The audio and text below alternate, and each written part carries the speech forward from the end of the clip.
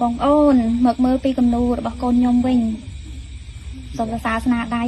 ហើយប្រសពគូណាគូរូបមនុស្សស្រីឈុតហ្នឹងឈុតអីឈុតកូនកំមុំមកឈុតអីឈុតបុរាណគេគូមនុស្សឈរបែរមុខទៅមើលប្រាសាទអង្គរវត្ត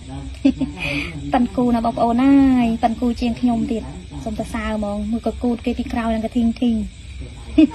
ហើយនេះត្រង់រូបព្រះអាទិត្យរះនៃចំកពូប្រាសាទអង្គរវត្តរូបកដាលណាកពូកដាលតំណងមែនហ្មងហើយនៅក្បែរមនុស្សហ្នឹងគឺមានប្រភូមិគេប៉ិនគូណាបងប្អូនអើយហើយមើលពីក្រោយតំណងមែនតែនមើលតាគៀកសំសួនហើយមើលដៃគេនេះស្អាតហ្មងឯណាមួយកូនឯងគូបាយមុខមនុស្សបាយមុខមកម្ដងមើលកូនចេះគូប៉ុណ្ណឹងសូមសរសើរថាជំនាញនិយាយថាតែមានទេពកោសល្យ